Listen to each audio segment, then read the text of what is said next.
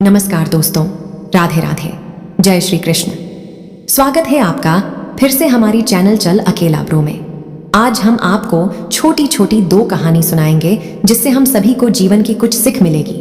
तो शुरू करते हैं। बहुत समय पहले की बात है। बिलासपुर नामक एक गांव था। वहां एक बहुत गरीब इंसान रहता था। उसके साथ उसकी पत्नी और 2 छोटे छोटे बच्चे भी थे। उसका अपने परिवार का पालन पोषण करना बहुत कठिन हो गया था। उसका दिमाग काम नहीं करता था और मन भी अशांत रहने लगा। तभी उसने अपना घर छोड़ने का फैसला लिया। एक रात जब उसकी पत्नी और दोनों बच्चे सो रहे थे तो वो चुपचाप घर से चला गया। रात में बिना किसी मंजिल के वो आदमी चलता रहा। तभी अचानक उसने देखा कि एक नदी किनारे भगवान बुद्ध अपने शिष्यों के साथ बैठे हैं। उसी वक्त उसने निर्णय लिया कि वह अब सन्यासी हो जाएगा और भगवान बुद्ध का शिष्य बनकर यहीं रहेगा। उसके बाद वह भगवान बुद्ध के चरणों में जाकर गिर गया और उनसे विनती करने लगा कि वो उसे अपना शिष्य बनाकर अपने साथ ही रख लें। भगवान बुद्ध ने उस गरीब इंसान की बात सुनकर उसे अपना शिष्य बनाकर अपने साथ रख लिया। भगवान बुद्ध अपने शिष्यों के साथ आगे बढ़ते हैं। रास्ते में चलते चलते सभी थक गए जाते हैं। सब रुककर एक पेड़ के नीचे विश्राम करने लगते हैं। तभी भगवान बुद्ध को गर्मी के मारे बहुत तेज प्यास लगने लगी। उन्होंने अपने नए शिष्य से कहा, यहाँ पास में ही एक सरोवर है, तुम जाकर वहां से पानी ले आओ। भगवान बुद्ध का आदेश मानकर वह सरोवर से पानी लेने चला गया। जब वह सरोवर के पास पहुंचा तो उसने देखा कि कुछ जंगली जानवर सरोवर में ऊधम मचा रहे हैं। जैसे ही वह सरोवर के ओर पास गया, सारे जानवर वहां से भाग जाते हैं, लेकिन सरोवर में कीचड़ सड़े गले पत्ते ऊपर तैर रहे थे, जिसके कारण उसका मन नहीं मान रहा था। उसने सोचा, इतना गंदा पानी भगवान बुद्ध पिएंगे कैसे।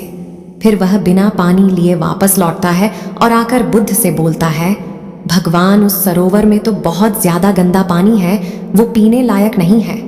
अपने शिष्य की बात सुनकर भगवान बुद्ध थोड़ी देर चुप होकर बोले, जाओ उसी सरोवर से जाकर पानी लेकर आओ। भगवान बुद्ध का आदेश मानकर वह वापस से सरोवर की तरफ चला गया, लेकिन वह मन में यही सोच रहा था कि भगवान बुद्ध इतने गंदे पानी को कैसे पिएंगे। जैसे ही वह सरोवर के पास गया, वह ये देखकर चौंक गया कि सरोवर का पानी एकदम निर्मल और स्वच्छ हो गया है और अपने स्वभाव में बह रहा है। उसने पानी लिया और भगवान बुद्ध के पास आते ही उनसे प्रश्न करता है, भगवान, थोड़ी ही देर में सरोवर का मैला पानी इतना साफ कैसे हो गया। फिर बुद्ध ने उसे समझाते हुए कहा, जब जानवर पानी में ऊधम मचाए हुए थे तब सरोवर का कीचड़ उभर आया था, लेकिन कुछ देर शांत रहने पर कीचड़ फिर से नीचे बैठ गया और पानी पहले जैसे फिर से निर्मल और स्वच्छ हो गया। ठीक इसी तरह से हमारे मन की स्थिति भी ऐसी ही होती है। जीवन की कठिनाइयों और भाग दौड़ हमारी मन में उथल पुथल पैदा कर देती है, जिसके कारण हम बिना सोचे समझे गलत निर्णय ले लेते हैं।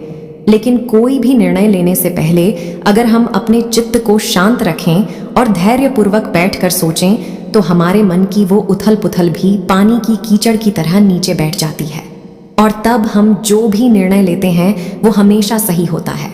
इसलिए बुरे समय में इंसान को अपना धीरज नहीं खोना चाहिए। भगवान बुद्ध की यह बातें सुनकर उसका दिमाग खुल जाता है और जब वह शांति से बैठकर सोचता है तो उसे अपनी ही गलती नजर आती है। फिर उसे समझ में आता है कि उसने अपना घर छोड़ने का गलत निर्णय लिया था। फिर वो भगवान बुद्ध के चरण स्पर्श करके उनसे आज्ञा लेकर अपने घर की ओर वापस चला जाता है। दूसरी कहानी, एक बार की बात है। भगवान विष्णु गरुड़ पर बैठकर कैलाश पर्वत पर गए थे। द्वार पर गरुड़ को छोड़कर खुद शिवजी से मिलने अंदर चले गए। तब कैलाश की अपूर्व प्रकृति शोभा को देखकर गरुड़ मंत्रमुग्ध हो गए थे। तभी उनकी नजर एक खूबसूरत छोटी सी चिड़िया पर पड़ी। चिड़िया इतनी सुंदर थी कि गरुड़ के सारे विचार उसकी तरफ आकर्षित होने लगे। उसी समय कैलाश पर यमदेव पधारे और अंदर जाने से पहले उन्होंने उस छोटे से पक्षी को आश्चर्य की दृष्टि से देखा। गरुड़ समझ गए कि उस चिड़िया का अंत निकट है और यमदेव कैलाश से निकलते ही उसे अपने साथ यमलोक ले जाएंगे। गरुड़ को दया आ गई। इतनी छोटी सी और सुंदर चिड़िया को मरता हुआ नहीं देख सकते थे। गरुड़ देव ने उसे अपने पंजों में दबाया और कैलाश से हजारों कोस दूर एक जंगल में चट्टान के ऊपर छोड़ दिया और खुद वापस कैलाश पर चले आए। अंत में जब यमराज जी बाहर आए तो गरुड़ ने पूछ लिया कि उन्होंने चिड़िया को इतनी आश्चर्य भरी दृष्टि से क्यों देखा। यम बोले, गरुड़ देव, जब मैंने उस चिड़िया को देखा तो मुझे झांत हुआ कि वो चिड़िया कुछ पल बाद यहाँ से हजारों कोस दूर एक नाग द्वारा खा ली जाएगी। मैं सोच रहा था कि वह इतनी जल्दी इतनी दूर कैसे जाएगी, पर अब जब वो यहाँ नहीं है तो निश्चित ही वह मर चुकी होगी। उसे उस सांप ने निगल लिया होगा। यमराज की बातों को सुनकर गरुड़ देव समझ गए और उन्होंने सोचा, मृत्यु टाले नहीं टलती, चाहे कितनी भी चतुराई की जाए। इसीलिए श्री कृष्ण जी कहते हैं, करता तो वह है जो तू चाहता है, परंतु होता वह है जो मैं चाहता हूँ। कर तू वह जो मैं चाहता हूँ, फिर होगा वो जो तू चाहेगा।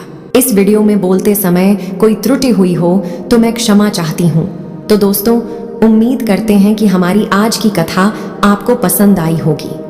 आपसे निवेदन है कि वीडियो को लाइक करें, इससे हम मोटिवेट होते हैं और हमें प्रेरणा मिलती है। साथ साथ इसे अपने मित्रों और सगे संबंधियों के साथ शेयर अवश्य करें। ऐसी ही और भी धार्मिक और आध्यात्मिक जानकारियों के लिए सब्सक्राइब करें हमारे YouTube चैनल को और लाइक करें, और कमेंट बॉक्स में जय लक्ष्मी नारायण लिखकर भगवान को याद जरूर कर लीजिए। फिलहाल आज के लिए बस इतना ही। अब इजाजत दें। आपका बहुत बहुत शुक्रिया। जय श्री कृष्णा।